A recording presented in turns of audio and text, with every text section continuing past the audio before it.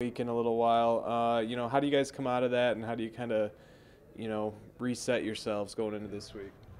It's important to take that game in and evaluate the mistakes we made, but it's definitely important to just move on and learn from the mistakes we made while going into the next week as a fresh start and a way to kind of I guess get back what we lost in that last week and kind of get back on this winning streak.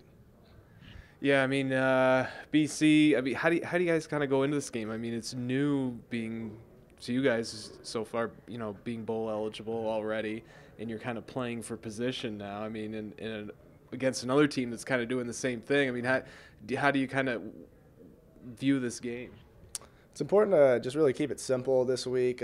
Keep the same mentality that we've had all season. We didn't go into any game putting any extra pressure on it. We just went in the game trying to do our job, do our 111th, and keep things simple and do our best to win the game. So it's important to not make this game any bigger than it is, not make it any smaller than it is since we're already bowl eligible. It's important to go into the same mentality every week and go out there trying to win the game. And looking at BC, what kind of game do you expect from them? What do they do offensively that's going to challenge you guys? BC is always a physical game. It's always down in the trenches, everybody working.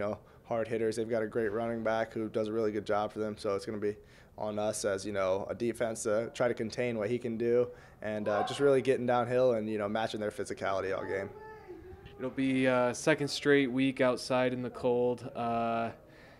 Anything you took away from this week as far as having yourself ready and prepared physically that you kind of learn from and take into this week? Each cold game is kind of a game in its own. It's important to go out there and I guess the appropriate gear. But once the game gets started, everything gets rolling. You don't really think about the cold. Your adrenaline starts running, and you're warmed up and ready to go, and just ready to make plays.